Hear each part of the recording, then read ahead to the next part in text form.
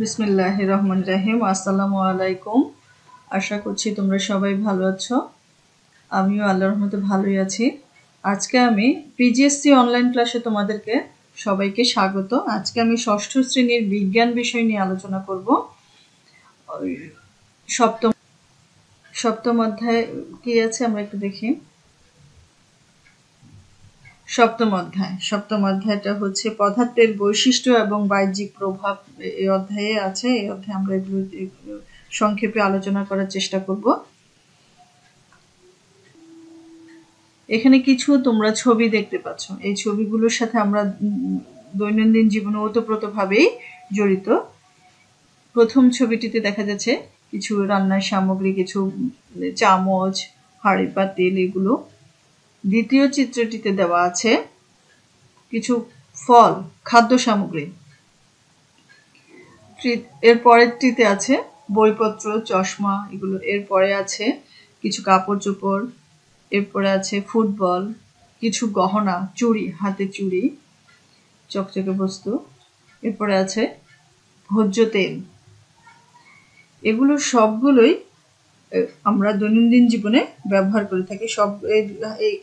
এই রকম হাজারো রকমের পদার্থ আমরা প্রাত্যহিক জীবনের সাথে, এই পদার্থগুলোর সাথে আমাদের প্রাত্যহিক জীবনের সাথে ওতপ্রোতভাবে, এই পদার্থগুলো আমাদের প্রাত্যহিক জীবনের সাথে ওতপ্রোতভাবে জড়িত। এবার আমরা একটু পাঠের গভীরতায় যাই। অধ্যায়ের মূল ভাবে আমাদের প্রাত্যহিক জীবনের সাথে এই হাজারো রকমের পদার্থ জড়িয়ে আছে। কোনো কিছু করতে গেলেই আমাদের নানা রকম জিনিস ব্যবহার করতে হয়। সকালবেলা ঘুম থেকে ওঠা থেকে শুরু করে আমাদের হাত মুখ ধোয়ার জন্য পানি থেকে শুরু করে নানা রকম খাদ্য সামগ্রী, হাঁড়ি পাতিল, কাপড় চোপড়, খেলনা, পাথর, সাইকেল, ফুটবল, মার্বেল, বইপত্র সহ হাজার রকমের জিনিস আমরা বিভিন্ন কাজে ব্যবহার করছি। এদের মধ্যে কোনোটি নরম, কোনোটি শক্ত, কোনোটি দেখতে চকচকে, কোনোটি গোল, কোনোটি চ্যাপ্টা ইত্যাদি। কিন্তু এগুলো সবগুলোই কি পদার্থ।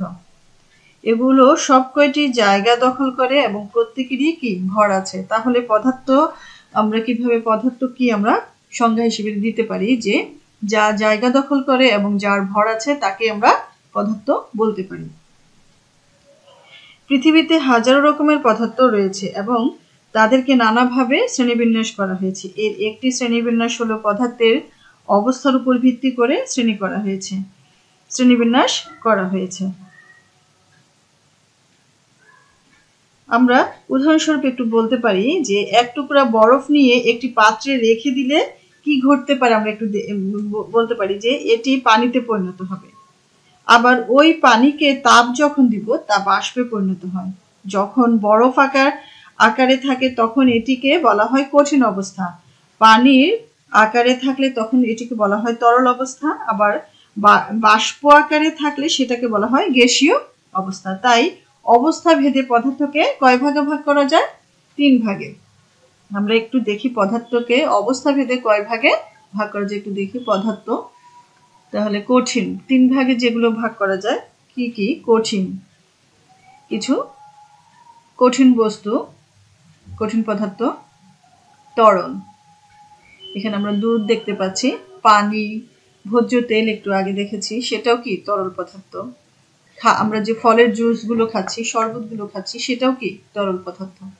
এবার আসো বায়বীয় পদার্থ বা গ্যাসীয় পদার্থ কি। এখানে একটি চিত্রে দেয়া আছে গ্যাস সিলিন্ডার। এটা এর ভিতরে কি আছে? গ্যাস আছে, বায়বীয় পদার্থ আছে। এবার আসো প্রশ্ন হলো যে কি কি বৈশিষ্ট্যের কারণে একটি পদার্থ কঠিন, তরল বা বায়বীয় হবে। এই বৈশিষ্ট্যগুলো আমরা একটু দেখি। কঠিন পদার্থের বৈশিষ্ট্যের মধ্যে পড়ে কঠিন পদার্থের আকার ও আয়তন আছে। কঠিন পদার্থের আকার ও আয়তন সহজে পরিবর্তন করা যায় না। এদের দৃঢ়তা আছে। তবে কিছু কিছু কঠিন পদার্থের দৃঢ়তা কম, যেমন সরিষার দানা, ভাত, কলা ইত্যাদি। এবার আসা যাক তরল পদার্থের বৈশিষ্ট্য সমূহ। তরল পদার্থের নির্দিষ্ট কোনো আকার নেই। এটি যে পাত্রে রাখা হয় ওই পাত্রের আকার ধারণ করে। এদের নির্দিষ্ট আয়তন আছে। এদের দৃঢ়তা নেই। এবার দেখা যাক বায়বীয় পদার্থের বৈশিষ্ট্যসমূহ কি কি? বায়বীয় পদার্থ বা গ্যাসীয় পদার্থ যে পাত্রে রাখা হয় ওই পাত্রের আয়তনই গ্যাসীয় পদার্থের আয়তন। গ্যাসের আয়তন। গ্যাসীয় পদার্থের নির্দিষ্ট আকার ও আয়তন নেই।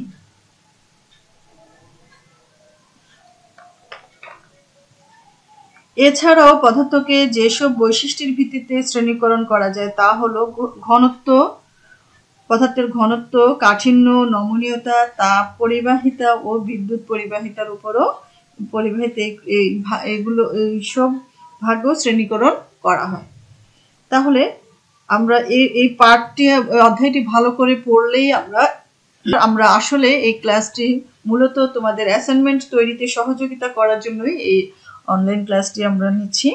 তোমরা আশা করছি মনোযোগ সহকারে দেখবে এবং এটি অনুসরণ করার চেষ্টা করবে। এবার দেখা যাক তোমাদের অ্যাসাইনমেন্টটি কি দেওয়া হয়েছে।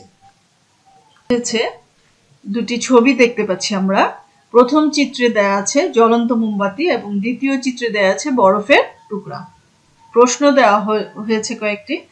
দেখো, ক প্রশ্নে দেয়া আছে বিদ্যুৎ পরিবাহী ও অপরিবাহী পদার্থের নাম লিখতে বলা হয়েছে। খতে বলা হয়েছে বিদ্যুৎ পরিবহনে তামার তার ব্যবহারের কারণ কি? উদ্দীপকের প্রথম চিত্রে মোম গলে পড়ার পরবর্তী অবস্থা ব্যাখ্যা করো। ঘ প্রশ্নে বলা হয়েছে চিত্রের পদার্থ দুটির গলনাঙ্ক ও হিমাঙ্ক কি একই? পাঠ্যপুস্তকের আলোকে এটি বিশ্লেষণ করতে বলা হয়েছে। তাহলে আমরা এই প্রশ্নগুলো সমাধান করলে আমাদের অ্যাসাইনমেন্টটি এর উত্তর সহজে লিখতে পারবো। আশা করছি তোমরা এটি ভালোভাবে খেয়াল করবে। এবার আসো আমরা এই প্রশ্নগুলোর উত্তর কিভাবে লিখতে হবে একটু দেখি। ক প্রশ্নটিতে কি দেয়া আছে? বিদ্যুৎ পরিবাহী ও অপরিবাহী পদার্থের নাম লিখুন। তাহলে প্রথমে আমাদের লিখতে হলে জানতে হবে বিদ্যুৎ পরিবাহী পদার্থ কি, কাকে বলে। যে সকল পদার্থের মধ্য দিয়ে বিদ্যুৎ প্রবাহিত হতে পারে তাকে বিদ্যুৎ পরিবাহী পদার্থ বলে। তাহলে বিদ্যুৎ পরিবাহী পদার্থ সমূহ কি কি, এই তালিকায় কারা আছে আমরা একটু দেখি। রূপা, তামা, অ্যালুমিনিয়াম, সোনা, দস্তা, পিতল, লোহা, টিন, নিকেল, ইস্পাত, সিলভার, সীসা, ম্যাঙ্গানিজ। এবার আসা যাক বিদ্যুৎ অপরিবাহী পদার্থ কাকে বলে।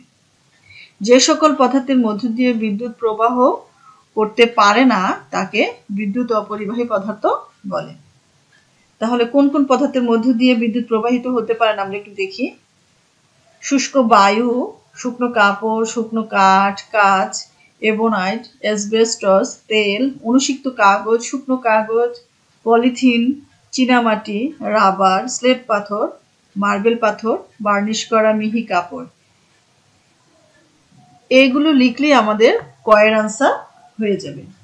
এবার আসা যাক খ প্রশ্নে আমাদের কি বলছে সেটার উত্তর আমরা লেখার চেষ্টা করব কিভাবে দেখি।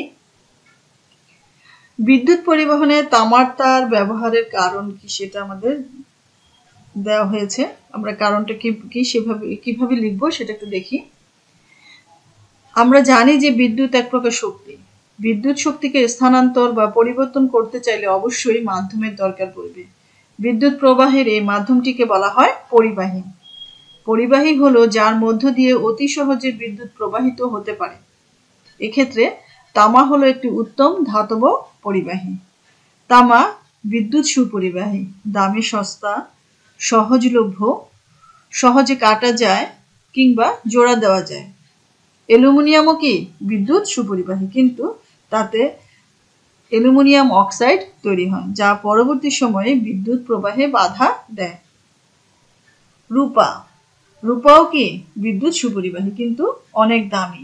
স্টিল অনেক শক্তিশালী কিন্তু এর বিদ্যুৎ পরিবাহিতা কম।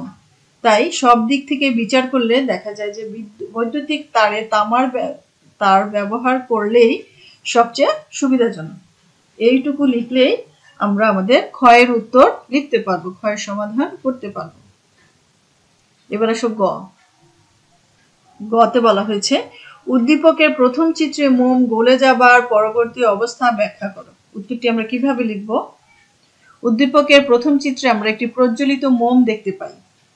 মোম যখন জ্বলে তখন মোমবাতির একটি অংশ পুড়ে আলো দেয় আর আরেকটি অংশ আগুনে গলে মোমবাতির গা বেয়ে পড়তে থাকে, যা কিছুক্ষণ পর আবার জমে কঠিন মোমে পরিণত হয়। তরল মোম থেকে কঠিন মোম হবার প্রক্রিয়াকে বলা হয় কি? শীতলীকরণ। মোমের ন্যায় প্রতিটি তরল পদার্থে এমনটি ঘটতে পারে। উদ্দীপকের চিত্রে প্রজ্বলিত হওয়া মোম শীতলীকরণ প্রক্রিয়ার সাথে মিলে যায়। তাই বলা যায় উদ্দীপকের প্রথম চিত্রে মোম গলে যাবার পরবর্তী অবস্থাটি হলো কি? শীতলীকরণ। এইটুকু লিখলে আমরা গ এর আনসার লিখতে পারবো। এবার আসা যাক ঘ। ঘ প্রশ্নে কি চাওয়া হয়েছে? চিত্রের পদার্থ দুটির গলনাঙ্ক ও হিমাঙ্ক কি একই? পাঠ্যপুস্তকের আলোকে বিশ্লেষণ করতে বলা হয়েছে। আমরা আসলে সবগুলো প্রশ্নেরই উত্তর আমরা পাঠ্যপুস্তক থেকেই পেয়েছি। তোমরা যদি এই অধ্যায়টি ভালোভাবে পড়ো, তাহলে এই অ্যাসাইনমেন্টটি তৈরি করা তোমাদের জন্য খুবই সহজ। তারপরও আমরা তোমাদের সুবিধার্থে এই ক্লাসগুলো নিচ্ছি অ্যাসাইনমেন্টের উপর ভিত্তি করে। তোমরা ঘ এর উত্তরটি কিভাবে লিখবে সেটি জানার জন্য আমাদেরকে অবশ্যই গলনাঙ্ক ও হিমাঙ্ক কাকে বলে সেটি অবশ্যই জানতে হবে। এবার আসা যাক গলনাঙ্ক কাকে বলে। যে তাপমাত্রায় কোনো কঠিন বস্তু তরলে পরিণত হয় সে তাপমাত্রাকে উক্ত বস্তুর গলনাঙ্ক বলে। হিমাঙ্ক কাকে বলে? যে তাপমাত্রায় কোনো তরল কঠিন বস্তুতে পরিণত হয় সে তাপমাত্রাকে উক্ত বস্তুর হিমাঙ্ক বলে। উদ্দীপকের প্রথম বস্তুটি হলো কি? মোমবাতি। মোম 57 ডিগ্রি সেলসিয়াস তাপমাত্রায় গলতে শুরু করে, তাই বলা যায় মোমের গলনাঙ্ক 57 ডিগ্রি সেলসিয়াস। আবার 57 ডিগ্রি সেলসিয়াস তাপমাত্রায় মোম জমতে শুরু করে, অর্থাৎ মোমের হিমাঙ্ক 57 ডিগ্রি সেলসিয়াস। তাই বলা যায় মোমের গলনাঙ্ক ও হিমাঙ্ক কি? একই। অন্যদিকে উদ্দীপকের দ্বিতীয় বস্তুটি হলো কি? বরফ।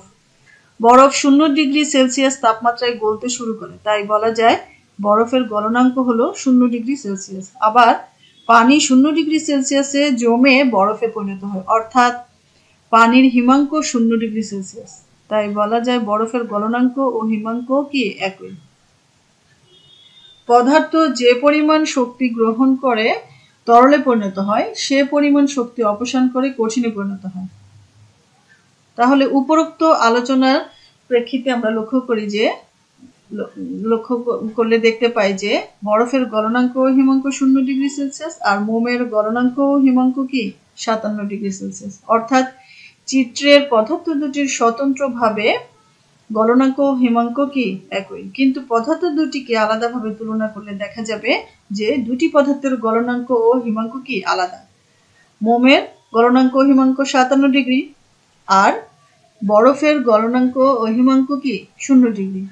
তাহলে এই ক্ষেত্রে দেখা যাচ্ছে কি দুটি পদার্থের গলনাঙ্ক ও হিমাঙ্ক আলাদা। আশা করছি তোমরা এই ক্লাসটি মনোযোগ সহকারে দেখবে এবং এভাবে লিখলে তোমাদের অ্যাসাইনমেন্টটি সুন্দরভাবে উপস্থাপন করতে পারবে। তোমাদেরকে পরবর্তী ক্লাসের আমন্ত্রণ জানিয়ে আজকে এখানেই শেষ করছি। সবাই ভালো থাকবে, সুস্থ থাকবে। আল্লাহ হাফেজ। সবাইকে ধন্যবাদ।